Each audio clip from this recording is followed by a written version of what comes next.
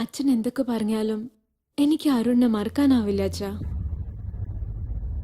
ഇതാണോ നിന്റെ അന്ത്യ തീരുമാനം മോളെ?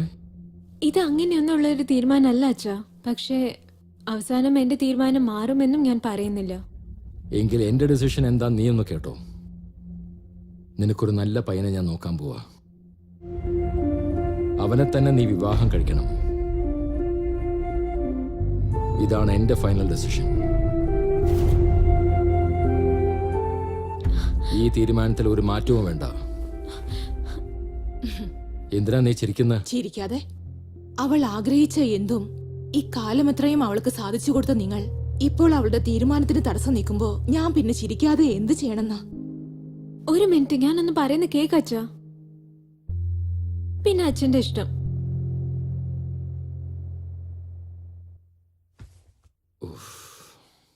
ഒരു പെണ്ണിന്റെ ജീവിതത്തിൽ രണ്ടാണുങ്ങളാണ് ഉണ്ടാവുന്നത്. അതിലൊരാൾ അച്ഛനാണ്, പിന്നെ ഒരാൾ ഭർത്താവും.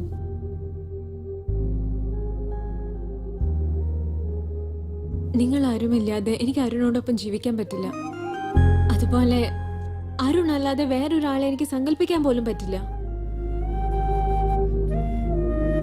ഞാൻ പറയേണ്ടത് പറഞ്ഞു വച്ചാ, അച്ഛനോടൊപ്പം ഞാൻ നിന്ന് ജയിക്കണോ അതോ ഒന്ന് തോപ്പിച്ചിട്ട് അച്ഛന് ജയിക്കണോ? അത് അച്ഛന്റെ ഇഷ്ടം.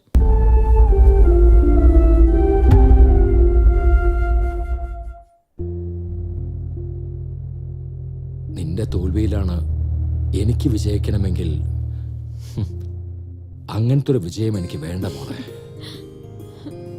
അരുണിന്റെ അടുത്ത് അച്ഛനെ കൂട്ടിയിട്ട് വീട്ടിലേക്ക് വരാൻ പറ. ഇപ്പൊ തന്നെ ഞാൻ ഫോൺ ചെയ്യാൻ പോവാ. Thank you.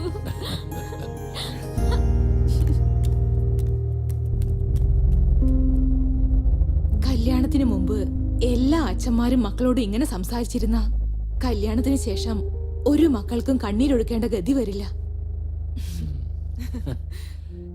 ഈ കല്യാണം നടന്നാളല്ലേ?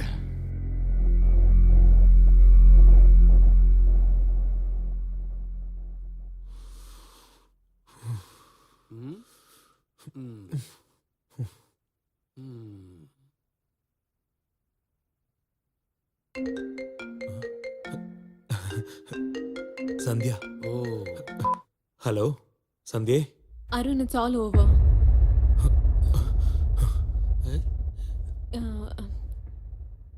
ഇനി മുതൽ നമ്മൾ ഫോണിൽ സംസാരിക്കരുതെന്ന് പറഞ്ഞു.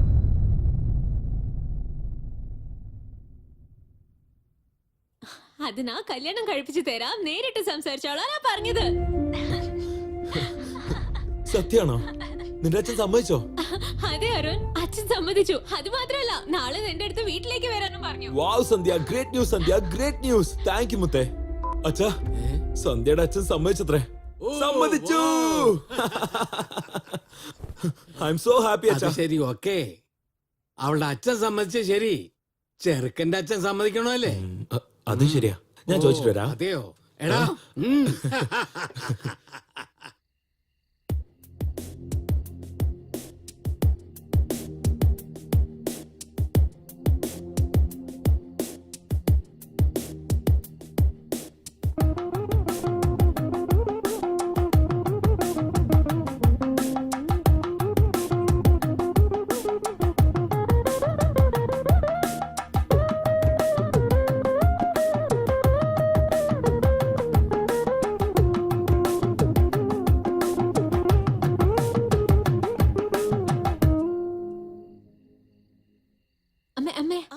അരുണിന്റെ റൂം കാണിച്ചു കൊടുത്തിട്ട് വരാം. പോയി കാണിക്കേ.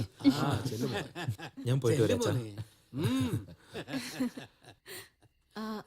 അതെ, എല്ലാവർക്കും ജ്യൂസ് എടുത്തു തന്നാലോ? അരുൺ, എന്നെ കാണാൻ ഭംഗിയുണ്ടോ? നിന്നോടൊരു കാര്യം പറയട്ടെ. തരാ. ഞാൻ ഡിക്ഷണറി കണ്ടുപിടിച്ചിരുന്നെങ്കിൽ അതിൽ ഭംഗി എന്നർത്ഥം വരുന്ന എല്ലാ വാക്കുകൾക്കും നിന്റെ പേര് ഞാൻ മാറ്റിയേനെ. അപ്പോ എന്നെക്കാട്ടിലും ഭംഗിയുള്ള ഒരു പെണ്ണിനെ കണ്ടാല് നിനക്കെന്ത് തോന്നും? സിമ്പിൾ. ആ പെണ്ണ് ഉറപ്പായിട്ട് നീ എല്ലാം തോന്നും.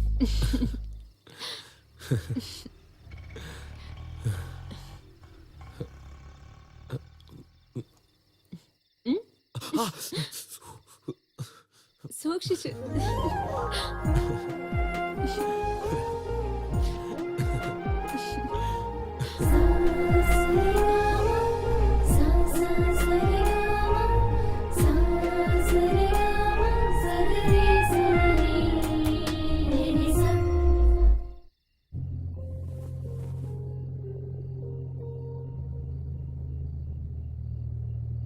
സന്ധ്യേ, ദാ വരണു അമ്മേ.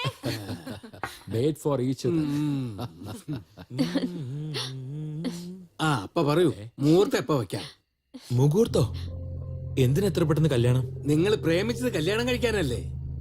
ഞാനൊന്ന് സെറ്റിൽ ആവണ്ടേ അച്ഛാ? കല്യാണത്തിന് ശേഷമായാലും സെറ്റിൽ ആവാൻ മോനെ. ഉം.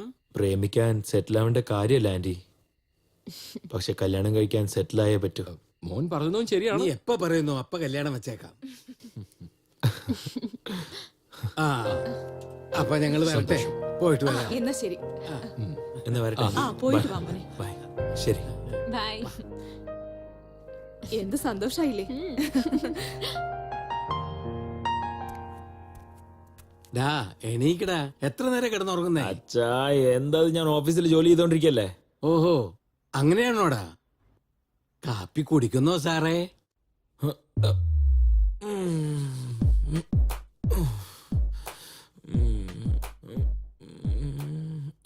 ഈ നേരത്തെ അച്ഛൻ എന്താ ചെയ്യുന്ന ഓഫീസില്?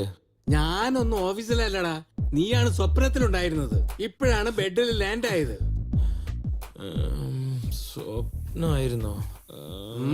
സ്വപ്നം തന്നെ. ഇങ്ങനെ വീട്ടിലിരുന്ന് സ്വപ്നം കണ്ടുകൊണ്ടിരുന്ന ജോലി ഒന്നും ഇങ്ങോട്ട് വരില്ല.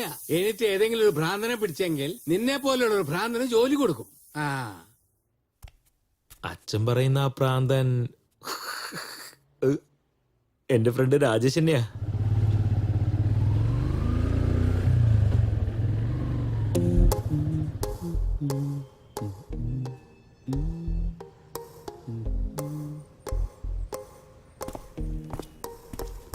രാജേഷ് അതാ അയാളാണ്.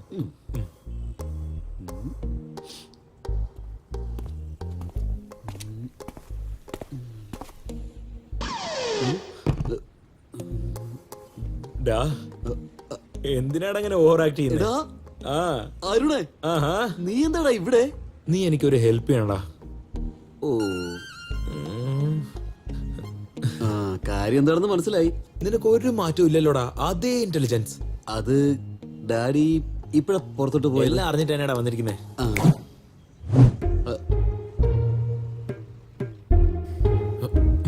പറയടാ. കോളേജിൽ എന്റെ ക്ലോസ് ഫ്രണ്ട് ആണ് ഡാഡി.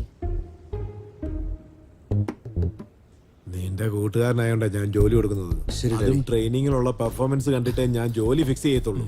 ഓക്കെ, ഇപ്പൊ നിങ്ങൾക്ക് പോവാം. Thank you sir. നീ എടുപ്പിക്കാൻ വന്നേക്കാം. നിന്നെ ഈ കമ്പനി ജോലിക്ക് ചേർത്തതിന്റെ ശിക്ഷയാണോടാ നീ തരുന്നത്? By daddy. സൂപ്പർ അളിയാ. താങ്ക്സ് ഡാ, thank you so much. Thanks ഒന്നും വേണ്ട. നീ ഡാഡി പറഞ്ഞ കേട്ടാ മതി. ഇല്ലെങ്കിൽ എന്റെ പോക്കറ്റ് മണി കട്ട് ചെയ്തേ നിനക്ക് സാലറി ആയിട്ട് തരും. ആ വരുന്നു. ബൈ. അമ്മേ, ഉമ്മ. എന്താടി? ഒന്നുമില്ല. എന്ത് ചെയ്യാണ്? അടുക്കളയിൽ പാചകമല്ലാതെ പിന്നെ വേറെ എന്താ ചെയ്യാ?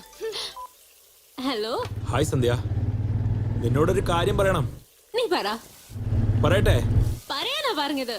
എനിക്ക് മാരുതി സുസുക്കി ഷോറൂമിൽ ജോലി കിട്ടി. Really? Wow! എന്തിനാടി ഇങ്ങനെ അലറുന്നേ? എന്താ കാര്യം? അരുണ് ജോലി കിട്ടിയെന്ന്. Congrats, Arun. Thank U.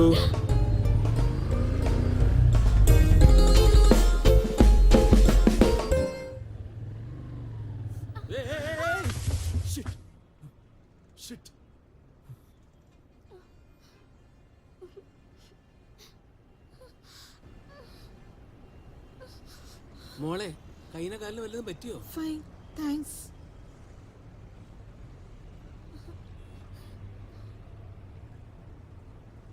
Thanks.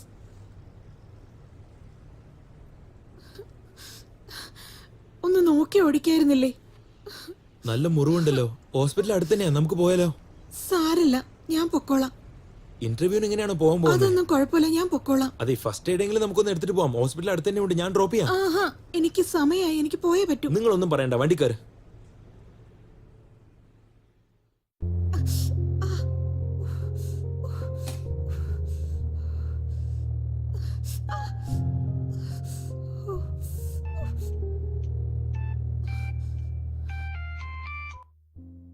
Hello sir, ഒരു 10 മിനിറ്റ്സിൽ ഞാൻ അങ്ങോട്ട് വരാം. അടുത്ത് തന്നെയുണ്ട് സർ. ഒരു 10 മിനിറ്റിൽ ഞാൻ അങ്ങ് എത്തും. എന്തായാലും വരും സർ. സർ,